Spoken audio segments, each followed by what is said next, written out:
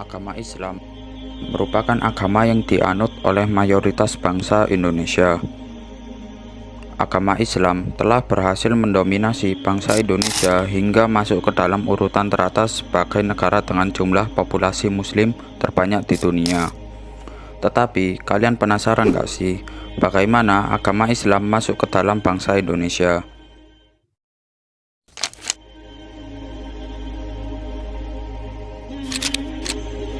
Ada 5 teori yang berhubungan dengan masuknya Islam ke Indonesia. Yang pertama, ada teori Gujarat oleh Profesor Dr. C. Snokhur Gronger.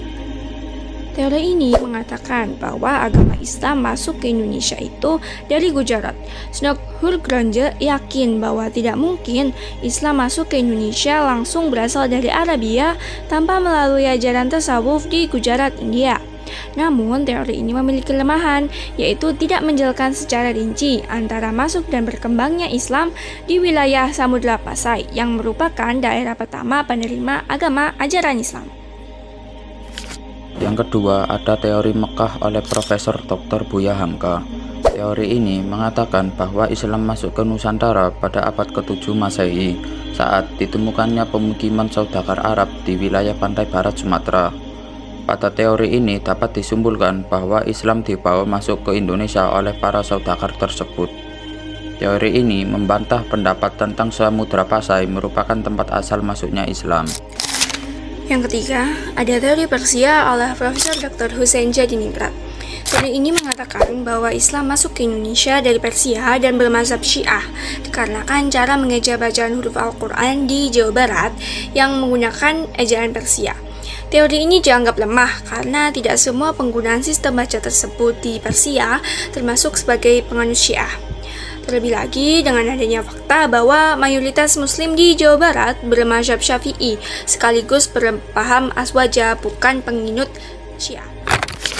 Kemudian yang keempat ada teori Cina oleh Profesor Dr. Slamet Muljana. Teori ini mengatakan bahwa Sultan Demak dan Wali Songo merupakan keturunan Cina. Pendapat tersebut didasarkan pada kronik Klenteng Sampokong. Namun, teori ini memiliki titik kelemahan di mana penulisan sejarah yang terkait dengan penulisan nama tempat dan nama orang yang bukan dari negeri Cina pun dapat ditulis menurut bahasa Cina pada kronik Klenteng Sampokong. Yang terakhir adalah teori maritim oleh N.A. Balok. N.A. Balok berpendapat bahwa umat Islam pada saat itu memiliki kemampuan dalam penguasaan perniagaan melalui jalur maritim. Melalui jalur inilah agama Islam dikenalkan di sepanjang jalur niaga pantai-pantai tempat persinggahan. Proses pengenalan agama Islam ini berlangsung selama abad ke-1 hingga abad ke-5. Pada abad ke-6, pengembangan agama Islam mulai terjadi dan sampai ke pelosok Indonesia. Nah, itulah penjelasan dari kelima teori mengenai masuknya agama Islam ke Indonesia. Semoga video kami menjadi bermanfaat bagi kita semua ya.